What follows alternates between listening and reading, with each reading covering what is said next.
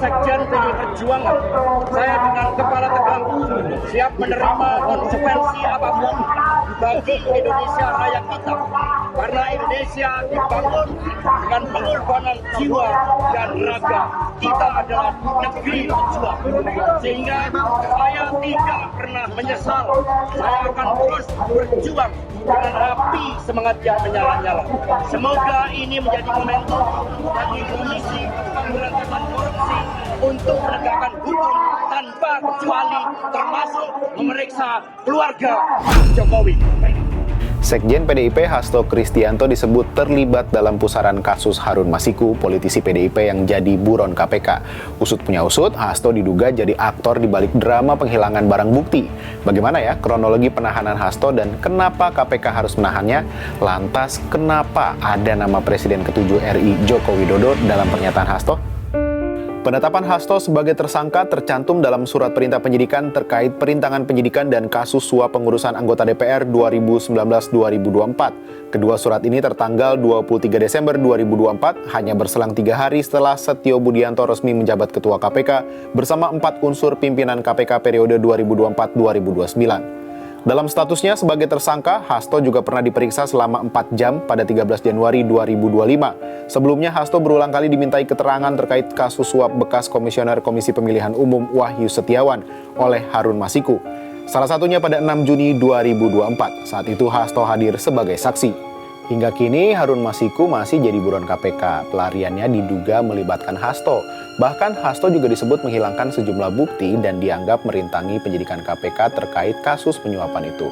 Hasto pun melakukan berbagai upaya untuk menyangkal penetapan tersangka tersebut, salah satunya dengan mengajukan pra-peradilan ke PN Jaksel. Namun harapan itu kandas lantaran Hakim Tunggal Juyamto menolak pra-peradilan tersebut. Meski demikian, Hasto belum menyerah, ia mengajukan pra-peradilan lagi. Di tengah proses permohonan pra-peradilan kedua itu, Hasto memenuhi panggilan pemeriksaan oleh KPK di Gedung KPK Jakarta, Kamis 20 Februari 2025. Ternyata kenyataan tak sesuai harapan. Hasto tetap ditahan KPK. Ketua KPK Setio Budianto membeberkan beberapa perkara yang menjerat Hasto. Setio menyatakan Hasto bersama Harun Masiku dan Saiful Bahri disangka memberikan hadiah atau janji kepada anggota KPU periode 2017-2022 Wahyu Setiawan. Ia juga menyebut Hasto terlibat saat Harun melarikan diri pada 2020 dan melenyapkan sejumlah alat bukti. Gak hanya itu, Setio juga menyebut 2 kali Hasto merendam ponsel untuk menghalangi penyidikan. Pertama, saat proses tangkap tangan KPK. Kedua, saat Hasto diperiksa sebagai saksi. Hasto disebut memerintahkan Nur Hasan, penjaga rumah aspirasi yang biasa digunakan Hasto sebagai kantor, untuk menghubungi Harun. Ia meminta Harun merendam ponsel dan melarikan diri. Hasto juga memerintahkan stafnya, Kusnadi, menenggelamkan ponsel yang ada dalam penguasaannya agar tidak ditemukan KPK. Perintah ini diberikan sebelum Hasto diperiksa sebagai saksi. Tim kuasa hukum Hasto, Magdir Ismail, menyatakan penahanan kliennya oleh KPK itu tidak sah karena tidak ditunjukkan adanya bukti permulaan. Menurut Magdir, KPK terus mempersoalkan peran Hasto yang dianggap menukangi proses Harun Masiku menjadi anggota DPR dari PDIP. Padahal berdasarkan penjelasan Hasto, ia hanya menjalankan tugas partai dalam penetapan anggota DPR.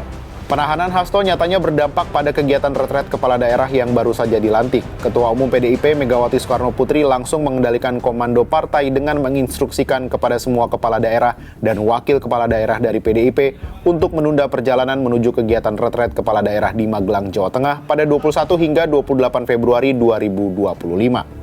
Nah, usai ditahan, Hasto memberikan pernyataan dan meminta KPK tidak pandang bulu dalam menegakkan hukum serta berani mengungkap berbagai kasus korupsi, termasuk melakukan pemeriksaan terhadap keluarga Presiden ke-7 RI Joko Widodo. Gimana ya respon Jokowi? Ya, kalau ada fakta hukum, ada bukti hukum ya silakan.